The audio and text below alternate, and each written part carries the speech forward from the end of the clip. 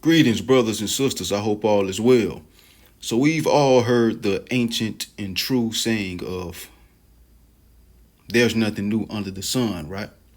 Well, today I'm going to speak on something that has been going on since the beginning of time, even back in the Adam and Eve days, of what Eve did back in the garden. Basically, these things or this act continues to circulate uh, continuously in the minds of those that be weak. People get tempted to do this specific act, uh, and they get weak, and then they end up falling to that temptation because their faith is not up to par. And not just a lack of faith in the Most High, but a lack of faith in themselves. So that lack of faith tends to grab the steering wheel in their life, and it drives them into trying to take a shortcut to the crossroads, perhaps, to sell their soul, not understanding the ramifications that come with that despicable act. So let's get some precepts on this whole sell your soul thing. Let's start off with Matthew 16 and 26. This is a classic one. We all done heard this one. For what is a man profited if he shall gain the whole world and lose his own soul? Or what shall a man give in exchange for his soul? As I said earlier, this stems from a lack of fruit and a lack of faith. And I say fruit as in fruitfulness, meaning because I look at fruitfulness as an extra barrier. When your faith is low, and we're all human, you know what I'm saying? You're never supposed to lose all your faith and things of that nature. Maybe it diminishes a little bit, it fluctuates or whatever, but after that you have the fruits of your heart, you know what I'm saying, which is an extra barrier or a barricade, you know what I'm saying, to keep the enemy out, to keep you from doing something like selling your soul. It's going to have to go through that fruitfulness. It's like gates. You dig what I'm saying? Your faith is the first gate, and it's the biggest one. That's your love for the Most High. You keeping the law, statutes, and commandments. The second one is fruit. Or it may be the third one. It's gates. You know what I'm saying? These are forms of protection. Well, that's how I see them. Spiritual protection. So the enemy is going to have to break down all those walls, not gates, walls. You know what I'm saying? To be able to penetrate deep into your heart in order for you to commit a detestable act like selling your soul. So this also stems from a person having too much love for this world. You know what I'm saying? Which means that you love this world more than you love the Most High. If you love this world, you are in enmity with the Most High. You're an enemy. You know what I'm saying? And the thing about it is that the demons, or whatever the case may be, they try to get you to love the world. And the whole time, they're demons. Why are you trying to get me to love the physical world when you yourself are not physical? Sure, the things that a demon tries to put on your mind or in your heart or make happen around you, those things can be physical, of course, but the spiritual world is the real world. The spiritual world created the physical world. You know what I'm saying? That's why your soul can't die. But your body can. Your mind can. Your heart can. How the hell is something that's spiritual going to try to influence me to love something that's physical? Aren't you contradicting yourself, fool? But they're not, because they're destined for doom anyway. They're going to die, be punished though. So, whatever. They're just doing their job. It is. So, as I said, selling your soul is derived from a mixture of a lack of faith, a lack of fruit and or righteousness, and demonic abundance of love for this world. If a person has all three of those, they wouldn't mind selling their soul like that. Quicker than that, matter of fact. Quicker than you can blink your goddamn eye. You see? By the time I blink my damn eye, that person done sold their soul. And if they could sell it 10 times while I'm blinking my eye, they would do it. Again and again and again. You want to know why? Because they're weak. They're weak. So let's go to the next precept, which is Sirach or Ecclesiasticus chapter 2, verse 12. Let's get it. And it reads, woe be to the fearful hearts and faint hands, and the sinner that goeth two ways. You're getting weary in the truth. You got faint hands. You're not giving alms anymore. You're not praying, you're not fasting, you're not keeping the law, statutes, and commandments. You're not studying, you're not reading. You're getting weary in the truth, which is going to lead directly to you, maybe, God forbid, selling your soul. And you're a hypocrite for those that do sell their souls and things of that nature. You know what I'm saying? And they're double-tongued. They try to make you think that they worship the God that you worship, the God of Abraham, Isaac, and Jacob. Just because they're saying God, that doesn't mean they're speaking about your God. Hopefully we all know this by now. I think we do. You know what I'm saying? So that they go with two ways, meaning they're a hypocrite. How you sold your soul, but you talking about the Most High as if you worship him. Huh? You're you're a deceptive viper. That's what you are. John spoke of people like you in the beginning of Luke. Well, people like them. People like them. Yeah, but that scripture is powerful right there, that precept. Woe to those that have faint hands, that are feeble. You know what I'm saying? It's talking about people that are tired of doing good. They're tired of keeping the law, statutes, and commandments. They're tired of waiting on their blessings to come. They want it now. So what is Satan going to do? He's going to try to capitalize off of your impatience. He's going to say, oh, you don't have to wait for your blessing. You can get it right now. Just do this, and that for me. And I got you your blessing right here. And that's a test every time. Most High trying to see if you're going to pass it or not, which he really already knows. That's why the book of life already has the names written in it. See, when you get impatient in the truth, you know what I'm saying, that tends to lead to a spiritual crash out, which tend to then lead unto you falling out of the truth or, selling your soul, which sometimes it's the same damn thing. I'm pretty sure a lot of people in the entertainment industry are like this, the actual talented ones. You know what I'm saying? They have a blessing from the Most High or whatever the case may be. They want to be able to, promote and put that on a broad display. There are talents and things of that nature, but things aren't coming through for them. They're not being blessed for their talent. And they want to be able to glorify the Most High, you know what I'm saying, by using their talent, putting their talent forth, making sure a whole lot of eyes see their talent, a whole lot of ears hear it, things of that nature, depending on what the talent is. And they get impatient. They want the blessing right now. They don't want to wait on the Most High. They don't feel as though the Most High's timing is perfect. They think their timing is perfect. They want the blessing now, so they're going to get it from Satan. All of a sudden, they got that fame. They got that fortune now. When they don't even understand that the Most High probably didn't even want you to go to that specific level. Your will is not right. You're not right. You're just a human. You're his creation. He's not yours. He's right. It's impossible for him to be wrong, not you. Be patient. Wait on the Most High. It's going to come through. You should just feel blessed just for having the damn blessing.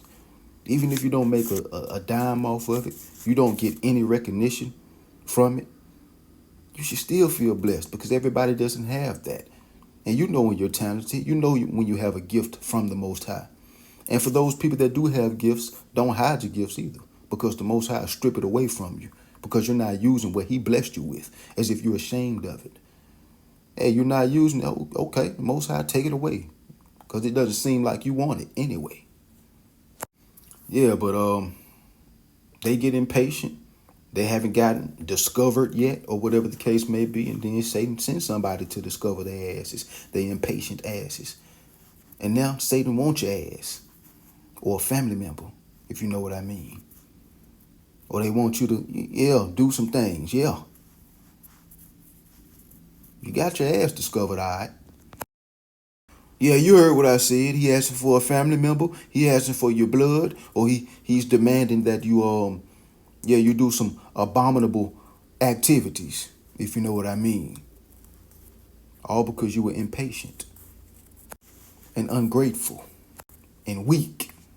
See, it's a lot of smaller versions that aren't as hardcore as that one of selling your soul. Some people sell their souls to their jobs by going along to get along. Let me give you an example. got this coworker, and it's like he or her, he or she is being targeted by his or her coworkers.